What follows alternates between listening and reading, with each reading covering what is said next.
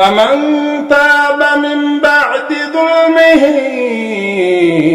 وأصلح فإن الله يتوب عليه إن الله غفور رحيم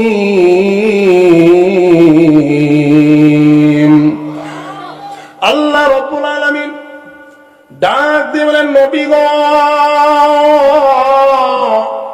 মানুষদেরকে বলে দিন, মানুষ যদি অন্যায় করার পর, বিচার করার পর, নবীজি বেবিচার করার পর যদি তওবা করে, ইয়া রাসূলুল্লাহ, ইয়া হাবিবাল্লাহ, মানুষ চুরি করার পর, বাটপারি করার পর নিজেকে সংশোধন করে, ওয়াসলাহা, নিজেকে সংশোধন করে, নবী গো, ফাইন্নাল্লাহা ইয়াতুবু আলাইহি, আমি আল্লাহ তার তওবা কবুল করব। সুবহানাল্লাহ। এ বর্ষার বাবাজিরা রে, কোন দিকে নজর নাই, খুব খেয়াল করে শুনবেন বাবারে। আমরা সকালবেলা তওবা করি, আবার বিকাল বেলা গুনাহ করি বন্ধুরে।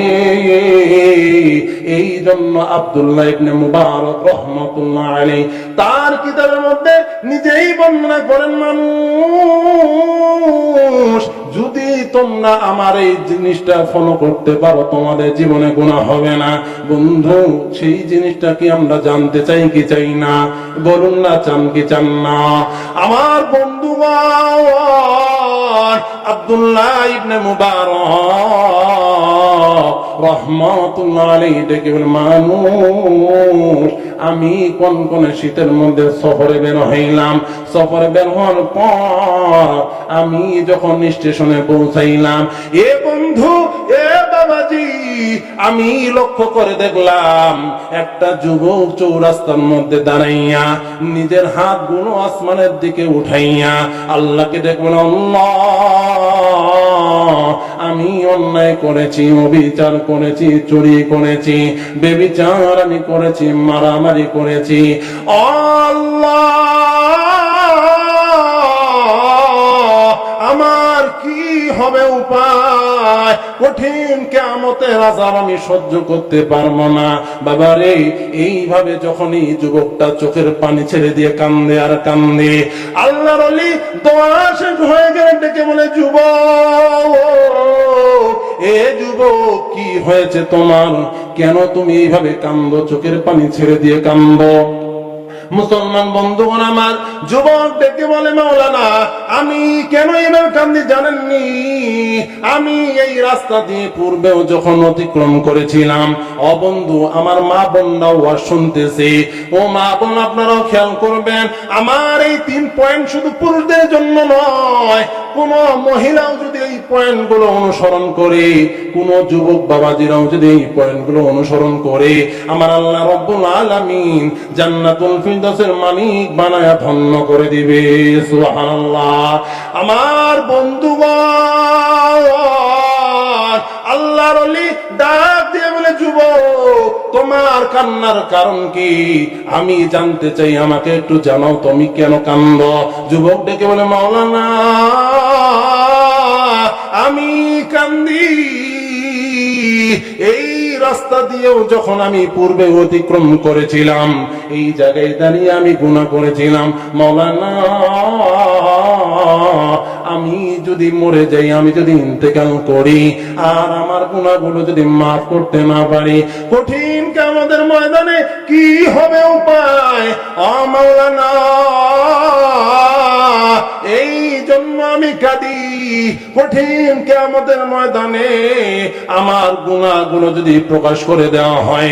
যুবক রে, খুব খেয়াল করে শুনবেন, জীবনে বহু ওয়াজ শুনেছেন, বহু বক্তার ওয়াজ শুনেছেন, কানের সুখ নিয়েছেন, অন্তরে সুখ নিয়েছেন। বন্ধুরে,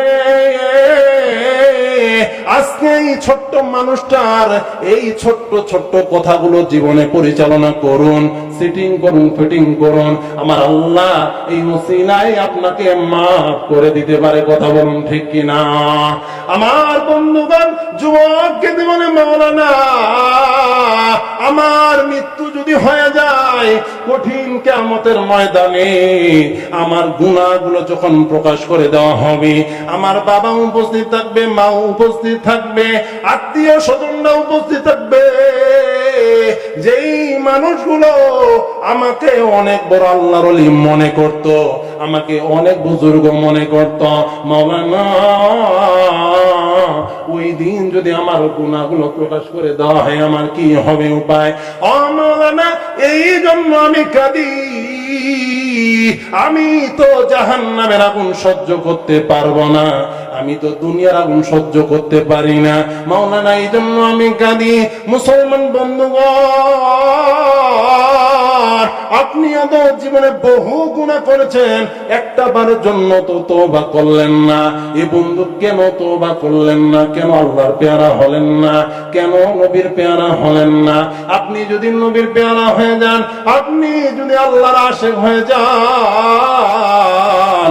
আল্লাহ আপনাকে জান্নাতে ধন্য করবে। বলুন সুবহানাল্লাহ। এই জন্য মুসলমান বন্ধুগণ খুব খেয়াল করে শুনবেন, নবীকে যদি আপনি ভালোবাসেন নবী আপনাকে ভালোবাসবে। তওবা করার পর যদি আপনি নবীকে ভালোবাসেন, বন্ধু আপনি কেন নবীকে ভালোবাসবেন না? যেই নবী আপনার জন্য রক্ত ঝরাইলো, তাইফের ময়দানে রক্ত ঝরাইলো, তারপর নবী কি বলেন জানেননি?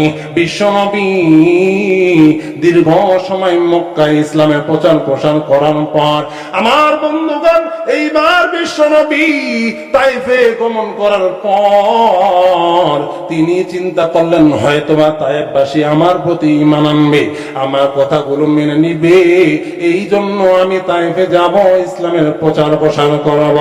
মুসলমান বন্ধুগণ কি বলবো দুঃখের কথা, বিশ্ব নবী যখন এই তাইফে গমন করেছেন, তিনি যখন বাজারের মধ্যে প্রবেশ করেছেন, দীর্ঘ এক সময় ডেকে বলে আল্লাহ, আল্লাহ ছাড়া কোনো ইলাহ নাই, আল্লাহ ছাড়া কোনো ইলাহ নাই। আমার বন্ধুগণ এইভাবে যখন বিশ্ব নবী ইসলামের প্রচার প্রসার করেন, আল্লাহর এই বান্দাগুলো কি করেছেন জানেননি? ছোট্ট ছোট্ট বালকগুলোকে পাথর দিয়া বিশ্ব নবীকে নিক্ষেপ করার জন্য রেডি করে দিয়েছে। বলুন নাউযুবিল্লাহ। মুসলমান বন্ধুগণ কেন আপনি নবীকে ভালোবাসবেন না এটা বুঝাইতে চাচ্ছি। আশাদ্দু হুব্বান লিল্লাহর সাথে এটাও যোগ হবে।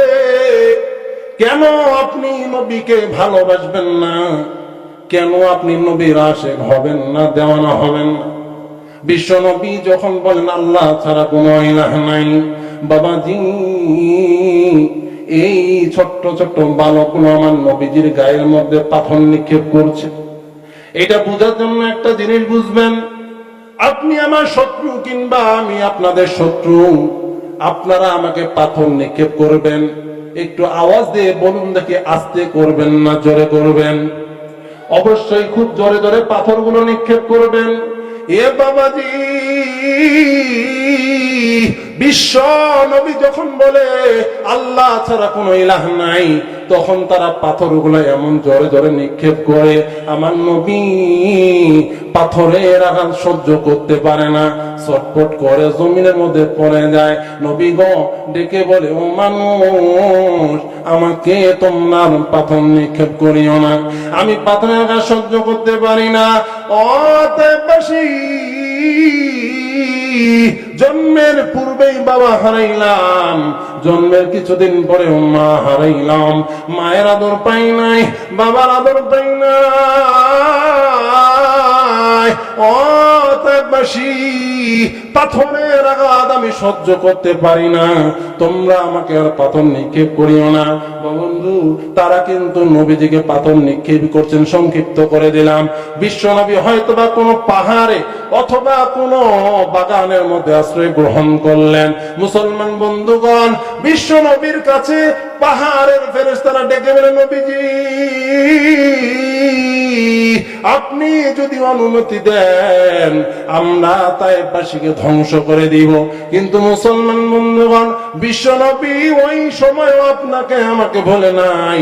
ওই সময় বিশ্বনবী ফেরেশতাদেরকে ডেকে বলে, ওহে ফেরেশতার দল, আমি হইলাম ওয়ামা আরসালনাকা ইল্লা রাহমাতাল লিল আলামিন।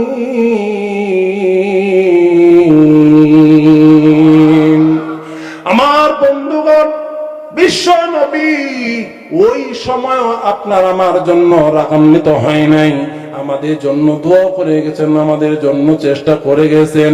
এ বন্ধু একটু আওয়াজ দিয়ে বলুন দেখি, যে এই নবী আপনাকে আমাকে এত মহাব্বত করেছেন, ওই নবীকে ভালোবাসার দরকার আছে না নাই? জোরে বলুন, আছে না নাই? তাহলে প্রথম নম্বর পয়েন্ট ছিল সবচাইতে ভালোবাসতে হবে কাকে? আর জোরে বলুন, কাকে? 2 নাম্বার হলো জীবনে গুনাহ